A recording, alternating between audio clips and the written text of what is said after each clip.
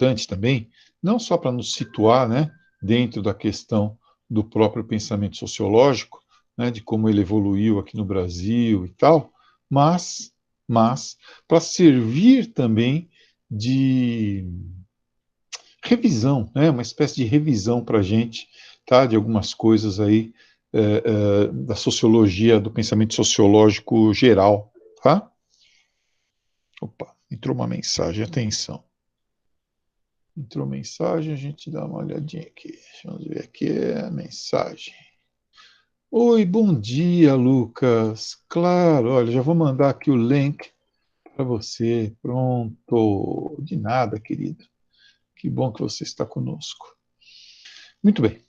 Então, é o tal do pensamento sociológico brasileiro, que serve como revisão de algumas linhas do pensamento sociológico geral. Observem, por exemplo, a questão do positivismo, né?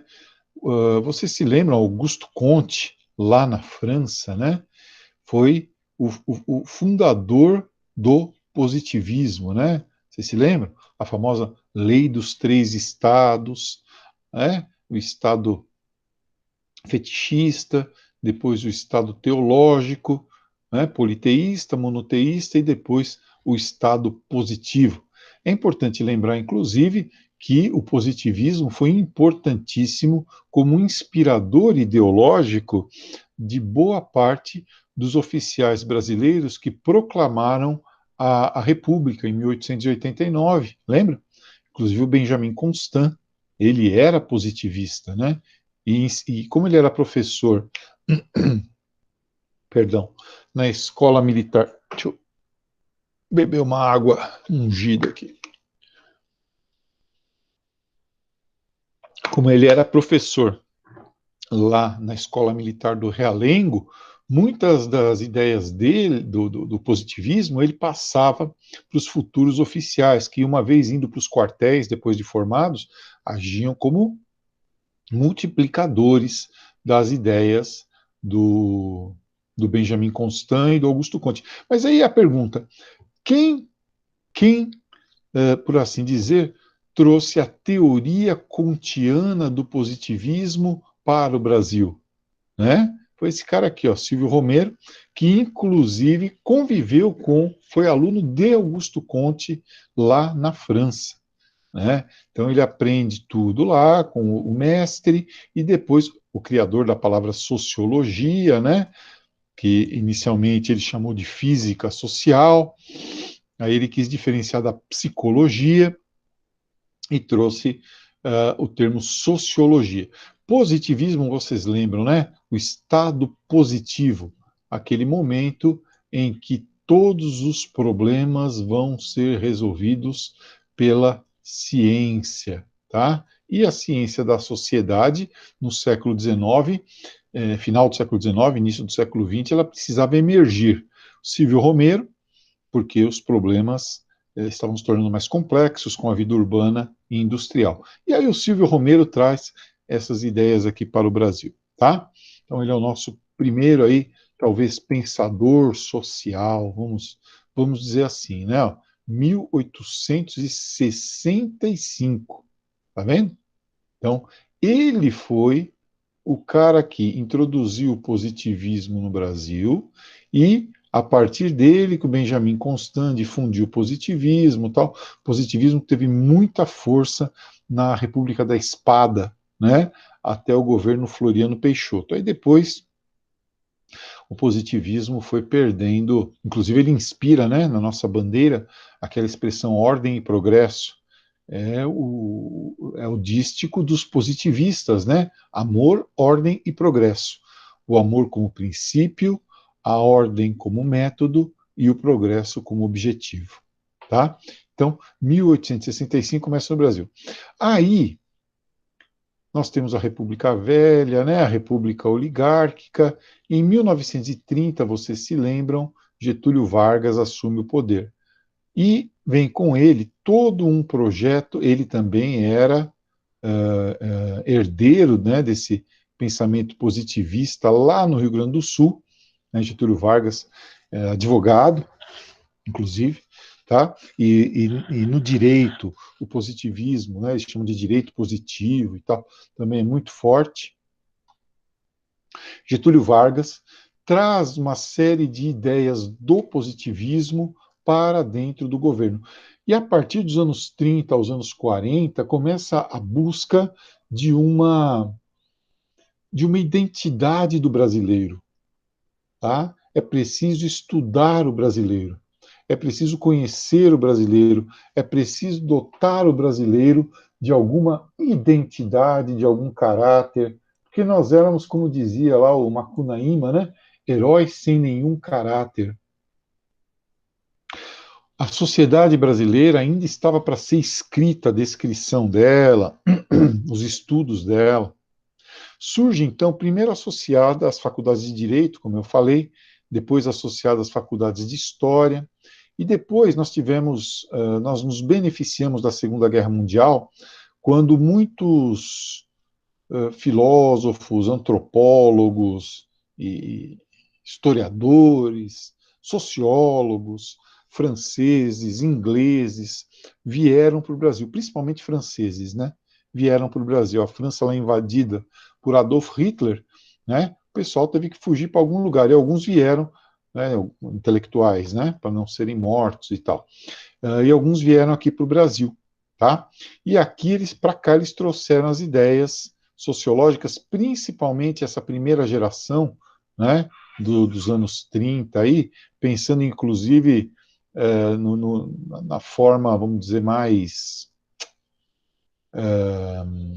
corporativa de enxergar, mais organicista, era essa palavra que eu estava procurando, mais organicista de enxergar a sociedade, trouxeram para cá os estudos de Durkheim. Lembra? Durkheim, né? Durkheim, Weber, Marx. Então, os marxistas já estavam por aqui, né? Eram os comunistas aí, os socialistas, tá? E agora, os positivistas, talvez um pouco embaixo em termos teóricos, embora Getúlio Vargas estivesse ocupando o governo, né? Mas, digamos assim, a forma de enxergar a sociedade brasileira era a forma durkheimiana, né? E aí começaram a se formar os nossos primeiros sociólogos, associados à filosofia, associados ao direito, tá? Mas começou a aparecer uma geração de sociólogos. Olha aqui, ó. Então, esse cara que vai aparecer aqui na foto, Gilberto Freire, com a sua tentativa de interpretação do Brasil, né, com a sua tentativa de interpretação do Brasil, a famosíssimo livro, clássico livro, Casagrande e Senzala, em que ele passa um pano no racismo, né, em que ele fala em democracia racial, ele fala que os portugueses impõem um racismo brando no Brasil, né, que o domínio colonial português foi muito mais suave do que o espanhol, que o índio não foi morto pelo português, né? A democracia racial, ou racismo cordial, tá? Gilberto Freire, com a ideia do racismo cordial. E ele influencia um monte de gente dessa mesma época, que vão pensando junto com ele. Esse Oliveira Viana é o primeiro durkheimiano, né? Esse aqui, né, Oliveira Viana, primeiro durkheimiano brasileiro. Aluno dele, o Fernando Azevedo, tá? Que vai praticamente ser o cara que vai coligir a obra do Oliveira Viana. Agora, esses dois vocês têm que conhecer bem. Sérgio Buarque de Holanda, duas obras assim fundamentais, como a gente diz, seminais, né? Porque dão origem a toda uma linha de pensamento. São elas Raízes do Brasil, em que ele vai buscar lá em Portugal a origem das nossas mazelas, né, no caráter português, na junção do Estado português, da informalidade portuguesa dentro da casa e essa informalidade transportada para o aparato do Estado, tá? Caio Prado Júnior, um cara mais à esquerda, né, fazia parte... e a segunda obra, né, do Sérgio Buarque, Sérgio Buarque, pai do Chico Buarque, tá? Tá aí vivo até hoje. A segunda obra, História da Civilização Brasileira, né? Também maravilhoso. O outro aqui, Caio Prado Júnior, esse já mais ligado à tradição marxista, né? Ligado aí à tradição marxista, com formação econômica do Brasil, tá? História econômica do Brasil também, né? Então, uma visão mais de sucessão dos modos de produção. Então, claramente, um pensador marxista. Egon Schaden, esse cara mais ligado aos estudos antropológicos, né, principalmente na busca de relações de parentesco entre índios, e o Rui Coelho, né, ligado mais aí também aos estudos de antropologia. Agora, desse grupo todo, por favor, hein, Gilberto Freire, Sérgio Buarque e Caio Prado não podem ser esquecidos. Ó, tem até um slidezinho aqui só para o Gilberto Freire, olha lá. Sobrados e Mocambos, Nordeste, Casagrande Senzala, tá? Ok? Um dos caras mais traduzidos da sociologia brasileira. Muito importante. Ele também, o folclorista Câmara Cascudo, é dessa época, né? Com suas obras sobre o folclore brasileiro, sobre a culinária tradicional brasileira, tá? O resgate da mitologia brasileira até, né? O Boitatá, Iara, Saci Pererê, enfim, tudo isso compondo um caldo de cultura que ia servir como repositório para que outros pensadores viessem olhar para poder trabalhar nisso. Aí tem um grupo que, a partir dos anos 50, 60, passa a atuar principalmente dentro da USP, da Universidade de São Paulo. E é um grupo extremamente influente até hoje, né, na sociologia brasileira, no pensamento sociológico brasileiro, é o grupo liderado pelo Florestan Fernandes. Esse cara aqui é fundamental, Florestan Fernandes. Eu, graças a Deus, tive a oportunidade de votar nele em 1986 para deputado federal constituinte, né? Esse é um voto do qual eu me orgulho muito. 1986, Florestan Fernandes. Florestan Fernandes foi o cara que trouxe a ideia, né, o conceito da Santíssima Trindade da sociologia para o Brasil, né, Durkheim, Weber, Marx. Tá? Esse cara foi importantíssimo, né? Obras fundamentais da Revolução Burguesa no Brasil, tá? É um cara que não, assim, não deixou nada a dever, ligado à USP e ligado à Comissão Econômica para a América Latina, né? A CEPAL, tá? Junto lá com o Celso Furtado e tal. Esse aqui faleceu faz pouco tempo, não faz muito tempo, Hélio Jaguaribe. Ele era muito ligado aí ao PSDB, né? Era um pensador importante. Só que o Hélio Jaguaribe, o Antônio Cândido, né? Esse aqui, Antônio Cândido também recentemente falecido, eles eram mais ligados aí à filosofia, né? O Hélio Jaguaribe chegou a escrever na Folha de São Paulo há algum tempo, né? Um cara importante também, viu? Mas mais assim, ligado aos escritos filosóficos, ligado ao PSDB. A Maria Isaura de Queiroz e o Aziz Simão, também ligados aí à antropologia. Antônio Cândido, um filósofo, né? Filósofo, ele não se definia como sociólogo, embora a maior parte dos seus escritos tentassem decifrar, decodificar a sociedade brasileira sob o ponto de vista da sociologia. Bem, olha o Florestan Fernandes, ó. Olha os livros dele aqui, ó. A Revolução Burguesa no Brasil, falando aqui sobre o período de Getúlio Vargas, né, explicando a modernização conservadora de Getúlio Vargas, a integração do negro na sociedade de classes brasileira, tá? Mostrando aí que após a abolição, a elite brasileira acaba reservando para os afro-brasileiros sempre papéis subalternos, né? Sempre papéis subalternos, tá? E que era preciso haver um movimento de mudança nessa direção, e na época ele já defendia as cotas, né? Com outro nome, mas já defendia aí as cotas em empregos públicos, universidades, para ir tentando diminuir, né, essa dívida histórica, né, que a sociedade brasileira tem com os afro-brasileiros. Ele falava que, por exemplo, né, ele falava já nos anos 50, 60, que o papel destinado aos afro-brasileiros era o de jogador de futebol, atleta, nos filmes, no cinema, nas novelas de rádio da época, né? O afro-brasileiro tinha que ser o bonzinho, o conformado, né? Fazer papel de sempre papéis subalternos. Então ele foi o primeiro cara a criticar isso, né? A explicitar isso, né? Criticar e querer uma solução. Então lembra dele, Florestan Fernandes. Tá? Aí nos anos 60, 70, ainda, né, lá na USP, nós temos é, diferentes linhas de pesquisa a partir desse grupo original, fortemente influenciado lá pelos franceses, passando depois, né, pelos pais fundadores da sociologia brasileira, como Gilberto Freire, Sérgio Buarque e Caio Prado, depois a geração Florestan Fernandes, Antônio Cândido Jaguaribe, e que deram aula para esses caras aqui. Ó. Este aqui, o nosso ex-presidente, também chamado de o príncipe dos sociólogos, né? Fernando Henrique Cardoso.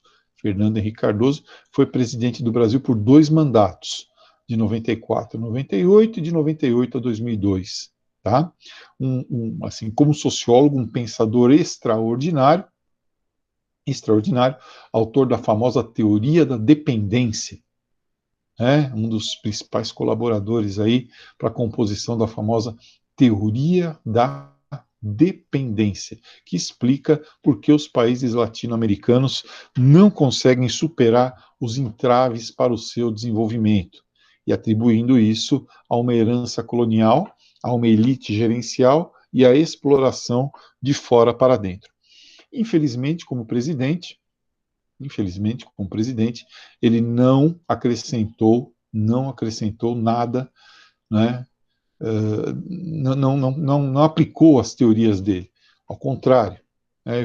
Quando começaram a cobrar dele, ele falou: esqueçam tudo o que eu escrevi. Ele deixou muito claro que, mas presidente, e as coisas que o senhor escreveu? Ele falou: esqueçam tudo o que eu escrevi. Bom, aí, de novo, né, ó, Ottaviani, Leôncio Martins Rodrigues, esse cara tá linha do Fernando Henrique, amigo íntimo do Fernando Henrique.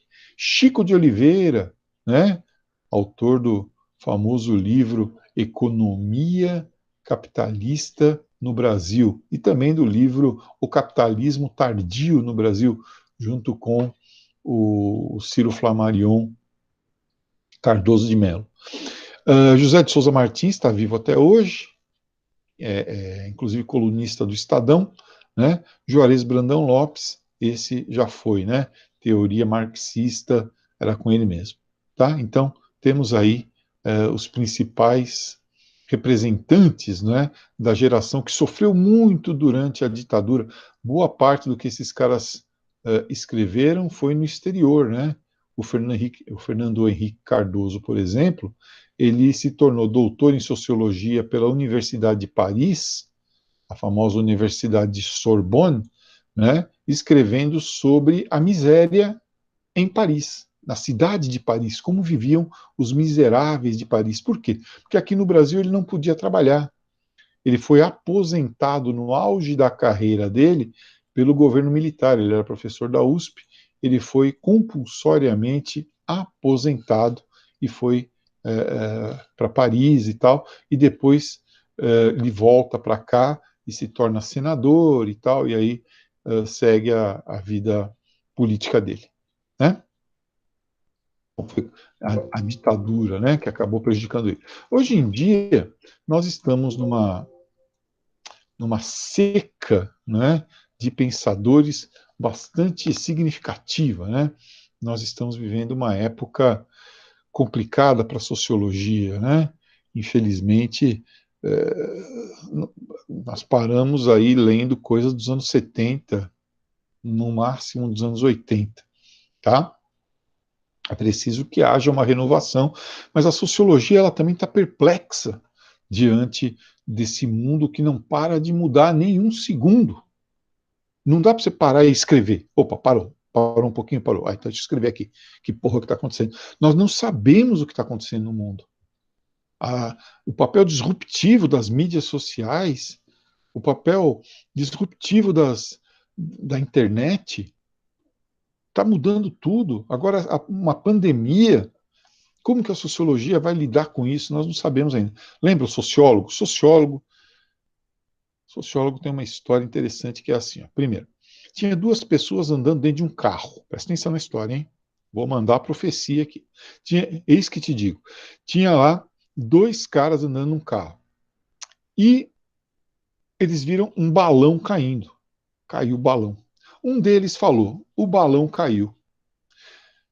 Aí o outro falou para ele que estava dirigindo: você é sociólogo, né? Ele falou: sou. Como você sabe? Aí o cara explicou: primeiro, você está absolutamente certo. Segundo, você está certo sobre uma coisa óbvia. Terceiro, você só conseguiu ver que o balão caiu depois que ele já tinha caído. Né? Então, o sociólogo é assim. Ele está sempre certo porque ele fala sobre coisas que já aconteceram e que são óbvias. Né? Então, durante os acontecimentos, que nem está acontecendo agora, não dá para a gente prever nada, não dá para a gente escrever nada. O que nos resta é ler os clássicos e tentar ir traduzindo aí para vocês o que acontece. Tá bom? Assim, mas muito no calor do forno é difícil você fazer traduções, né, do que está acontecendo na realidade. Não é uma tarefa fácil você, no calor do forno, ir aprendendo a ser padeiro. Bom, agora, pessoal, eu vou começar rapidamente a tratar da parte de filosofia, esperando em nome de Jesus que vocês comecem a mandar para mim a resposta aos exercícios. Lá de sociologia, peço que vocês mandem para mim o resumo da aula Pensamento Sociológico Brasileiro e o resumo da aula e os exercícios resolvidos, tá bom? Daquela aula de sociologia que nós acabamos de ver agora. Quem tiver dúvida, me procura pelo WhatsApp 964-712214 e a gente vai solucionando essas dúvidas. Bem, vamos para a correção da aula 8 de filosofia, o discurso sobre a origem e os fundamentos da desigualdade entre os homens, de Jean-Jacques Rousseau. Né? O primeiro exercício nos diz o seguinte, vamos ler, isso aqui é muito bom, eu gosto de fazer essa revisão com vocês aqui, viu? Rousseau, hein? Enquanto os homens se contentaram com suas cabanas rústicas, ó, aqui lembra, eles tinham que ter parado, mas nós não paramos, né? Enquanto se limitaram a costurar com espinhos ou com cerdas suas roupas de pele, a enfeitar-se com plumas e conchas, pintar o corpo com várias cores. Lembra que eu falei? Ele estava recebendo notícias lá da Polinésia, lá do Pacífico, né? Os povos com os quais os europeus estavam entrando em contato naquele momento. A aperfeiçoar ou embelezar arcos e flechas, a cortar com pedras agudas algumas canoas de pescador ou alguns instrumentos grosseiros de música, enquanto só se dedicavam a obras que um único homem podia criar, e as artes que não solicitavam o concurso de várias mãos, viveram, vamos lá, então nessa época, viveram tão livres, sadios, bons e felizes quanto poderiam ser por sua natureza. O homem, o bom selvagem, o homem é bom por natureza. E continuaram a gozar entre si das doçuras de um comércio independente. Mas, desde o instante em que o homem sentiu necessidade do socorro do outro, então aqui ele está falando de divisão do trabalho, complementaridade, né? Desde que se percebeu ser útil a um só contar com provisões para dois, um ter mais do que precisa, né? Acumular. Desapareceu a igualdade, introduziu-se a propriedade. Então, para Rousseau, a propriedade é negativa. Por isso que a gente diz que ele é a fonte na qual vão beber boa parte dos pensadores socialistas, né? O trabalho tornou-se necessário e vastas florestas transformaram-se em campos aprazíveis que se impôs regar com o suor dos homens, e nos quais se viu a escravidão e a miséria germinarem e crescerem com as colheitas. Então o homem tinha que ter parado, né? Bom, a partir da análise, assinale a correta, está aqui a D, né? A vida do ser humano em sociedade fez com que houvesse desigualdade, né? Desigualdade e miséria cada vez maiores. Quando alguém cercou um pedaço de terra e disse: Isso é meu, e outros tolos acreditaram nele e também cercaram terras, né? Quando o homem passou apenas, quando o homem passou a querer acumular, né? Então, a propriedade, para Rousseau, foi altamente negativa. 2. A relação ser humano-natureza, homem-natureza, né? No início, essa relação era harmoniosa, o homem se via, inclusive, como parte da natureza, né? Por isso é o estado de natureza. A relação ser humano-natureza consome a maior parte das obras de Rousseau, que seguiu uma direção peculiar, assentado na crítica ao progresso, mas é claro, ao progresso que aliena, ao progresso que escraviza e às artes. A esse respeito, pode-se afirmar que, vamos lá, 1, 2 e 4 são verdadeiras, né? Então vamos ver por quê. Prevalece em Rousseau uma a moral fundada na liberdade, a primazia dos sentimentos sobre a razão, né, a felicidade, a teoria da bondade natural do ser humano. O homem nasce bom, a sociedade é que o corrompe. Verdade. 2. O bom selvagem, ou ser humano em estado natural, tem livre-arbítrio e sentido de perfeição. Sentimentos que foram corrompidos com o surgimento da propriedade privada, da competitividade, da acumulação. O bom selvagem, descrito por Rousseau, possui uma sabedoria refinada, mais refinada que o conhecimento científico, o que confirma a completa ignorância da cultura letrada. Aqui já há uma contradição em termos, né, porque cultura letrada e ciência estão intimamente ligados. E cultura, né? Rousseau não defende o retorno do ser humano à animalidade. Ao contrário, é preciso conservar a pureza, não é animalidade, né? É a pureza da consciência natural, de quando já tinha amor familiar, etc., para que possa haver liberdade. 1, 2 e 4 verdadeiras, alternativa C. Questão número 3. Os filósofos que examinaram os fundamentos da sociedade sentiram todos a necessidade de voltar ao estado de natureza. Aí está criticando, né? Sentiram a necessidade de voltar ao estado de natureza, mas nenhum deles chegou até lá. Nenhum conseguiu, por assim dizer, se aprofundar, né, na análise da sociedade até chegar lá no estado de natureza. Sobre a descrição russoniana do estado de natureza no discurso sobre a origem e os fundamentos da desigualdade entre os homens, é correto afirmar que o estado de natureza é uma construção hipotética, né, pessoal? É uma reflexão, baseado, sim, no que havia, o que estava sendo encontrado, nos relatos, né? E também, se você fizer a filosofia do hoje para o passado, uma série de reflexões lógicas, né? Você vai juntando A com B, B com C, mas não tem uma prova material disso, né? Não tem uma prova. Você tem provas antropológicas, mas como você vai provar que era assim mesmo sem ter uma máquina do tempo? Então, é uma reflexão antropológica, tá? Uma construção hipotética, que no sentido de Max Weber seria o tipo ideal, né? Uma espécie de tipo ideal. E quem diz que foi assim em todos os lugares, né? É uma generalização, tá? Alternativa D. Aqui nós temos a 4, né? Que é dissertativa, diz assim, vamos lá. Ninguém pode deixar de reconhecer a influência da teoria do bom selvagem na consciência contemporânea, em vários sentidos, né?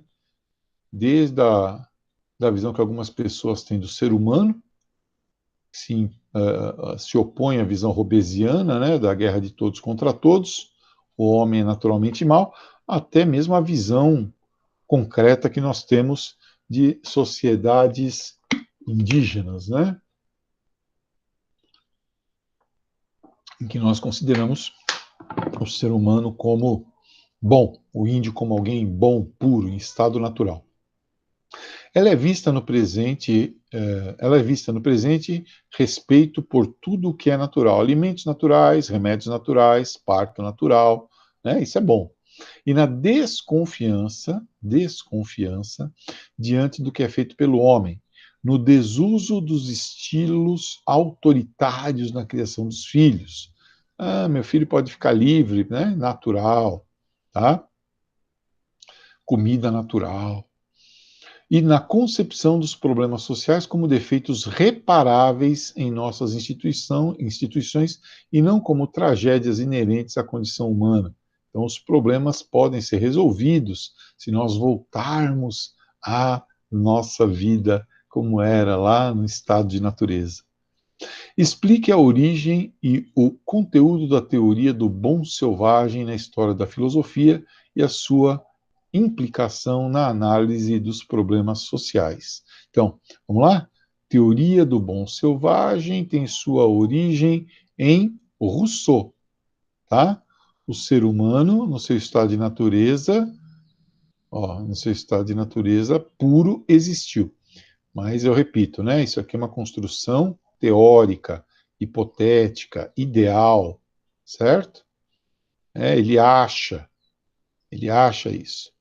Concebê-la é um procedimento filosófico. A teoria atesta que males sociais, vícios, desigualdades não vêm na natureza. Então, males sociais não vêm da natureza, vêm do próprio ser humano no estado de sociedade, né? Então, são impostas pelo contrato social após a propriedade privada. Tá? E aí ele se opõe a Hobbes, para quem a condição violenta do ser humano, no estado de natureza, é sine qua non, né? É natural da gente ser assim. Então, se originou em Jean-Jacques Rousseau, dizendo que o estado de natureza puro com o homem bom existiu, e puro, né? Que o homem bom existiu e que a partir da propriedade privada é que surgiram os males sociais. Espere a afirmação de Rousseau, do mesmo livro, né? Por serem laços de servidão formados unicamente pela dependência mútua dos homens, ó, olha aqui, ó como que ele associa a servidão, ó. Servidão, dependência mútua, necessidades recíprocas. Eu preciso do outro e o outro precisa de mim. É impossível subjugar um homem sem antes tê-lo colocado na situação de não poder viver sem o outro, né? Então, tem que haver aqui, para que haja aqui, ó, o domínio de um sobre o outro, a necessidade do outro para viver. Se eu sou independente, totalmente independente, se eu sou um Bear Grylls da vida, eu não preciso de ninguém, eu me viro sozinho. Situação essa que, por não existir no estado de natureza, porque o homem era livre, né? Nele deixa cada um livre do jugo, do domínio, e torna inútil a lei do mais forte. Não tem o mais forte. Todo mundo sabe fazer o necessário para sobreviver, segundo Rousseau, no estado de natureza. Por que, segundo Rousseau, seria difícil explicar ao ser humano selvagem o que é servidão e dominação? Aliás, o termo selvagem aqui, né, muito mal colocado, né? O aluno deverá ter em mente a distinção, então, aqui, ó, o que é preciso para vocês saberem? Distinção entre estado de natureza, e estado civil ou estado de sociedade, ok?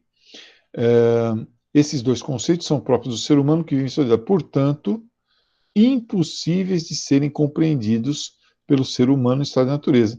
É preciso que você tenha superado o estado de natureza, tenha passado para o estado de sociedade para poder entender os dois. Alguém que só está no estado de natureza e vive, e sobrevive, e é livre, feliz, etc., não entenderá, né, o estado de sociedade, porque ele não tem a noção, por exemplo, de propriedade privada, né, de exploração, etc. Segundo Rousseau, que efeitos se seguiram à instituição da propriedade privada? Deu tudo errado. Ó, o domínio de um ser humano sobre o outro, lembra? Escravidão, poder, né? Servidão, desigualdade, escravidão, vício, tá? Eliminação das virtudes naturais. Então, a propriedade privada traz todas as desgraças que o ser humano convive até hoje. Aí tem umzinho de tarefa aí, vamos dar uma olhada nele. Ó. 2 textos aí, né, pessoal? 2 textos aí, escritos pelo Nietzsche. Né? Então vamos lá?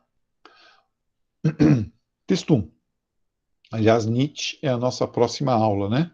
A aula da semana que vem já é sobre Nietzsche. Estamos entrando aí na filosofia do século XIX. Uma ilusão na doutrina da subversão. Há visionários políticos, aqui é o Nietzsche falando, né?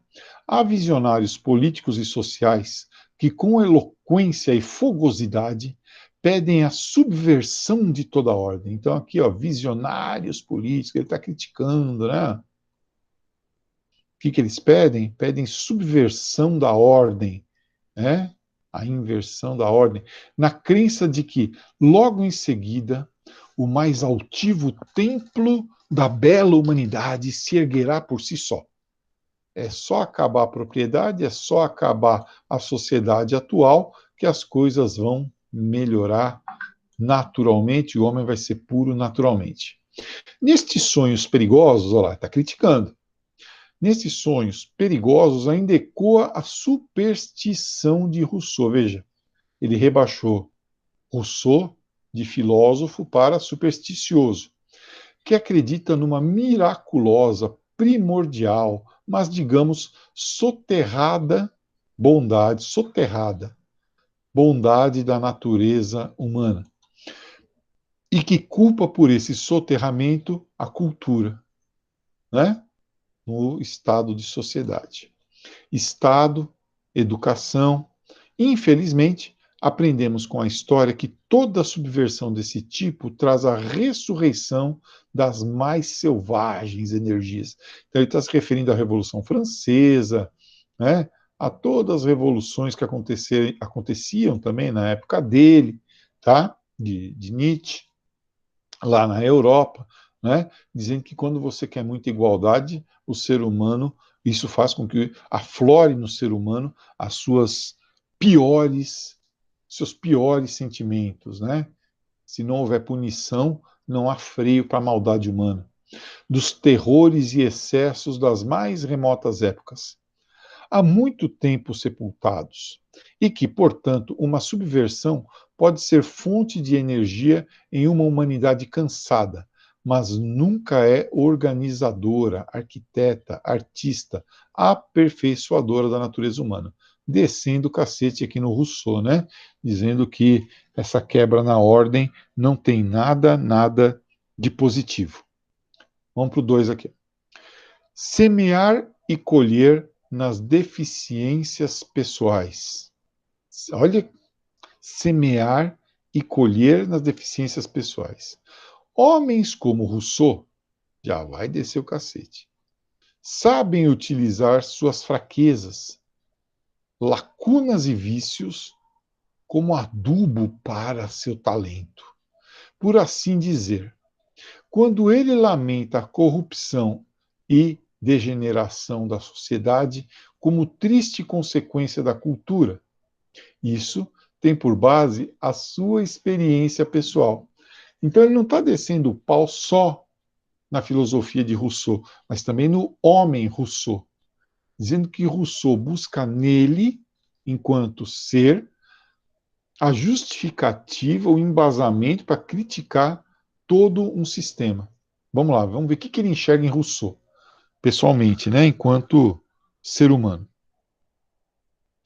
A amargura proporciona a agudeza, ó, ele associa então a amargura, né, proporciona agudeza à sua condenação geral e envenena as flechas que ele dispara.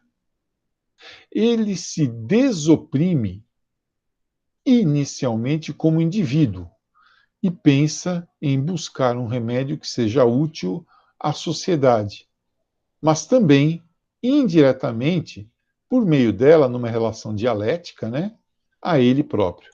Então, Rousseau, por conta da sua amargura, ataca a sociedade, propõe um remédio que seria o de eliminar a sociedade como nós a conhecemos, para que ele também possa se curar a partir dessa nova sociedade. Ele critica a filosofia, o homem e a filosofia e o homem por trás da filosofia e do homem. Ele critica tudo em Rousseau. Os fragmentos acima foram escritos pelo filósofo em 1878. Ó. 1878. Você se lembra que em 1878, você se lembra que em 1878 a Europa estava passando por uma série de modificações, né? A Europa passava por uma série de mudanças. Tínhamos passado por Revolução Francesa, Napoleão, unificações tardias, né? Conflitos lá na França em 1808, 1840, 1870, né? Bem, e pertencem ao livro Humano, Demasiado Humano. Né? Então, esse aqui é o nome do livro do Nietzsche.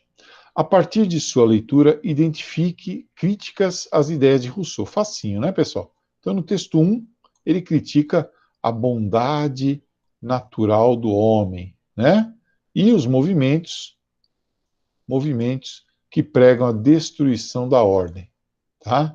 Porque ele diz, inclusive, que o que aparece aqui nos tempos de subversão é sempre o aspecto mais selvagem do ser humano.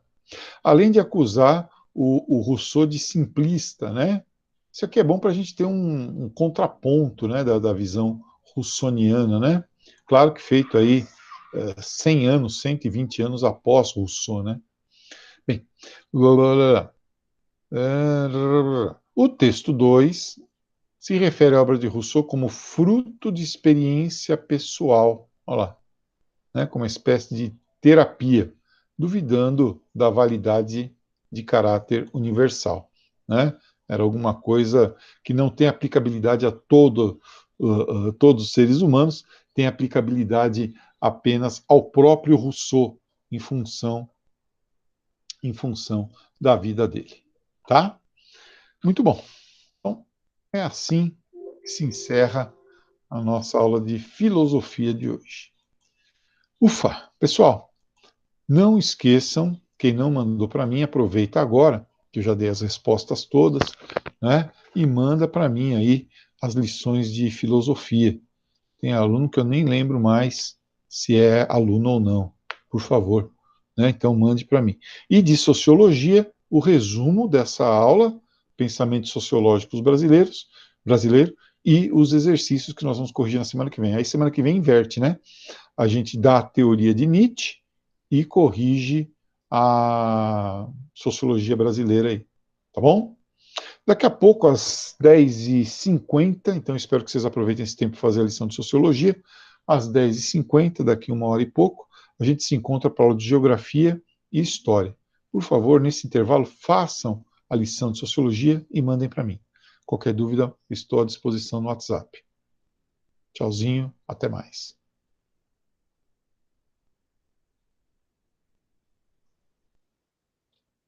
Obrigado, Natália.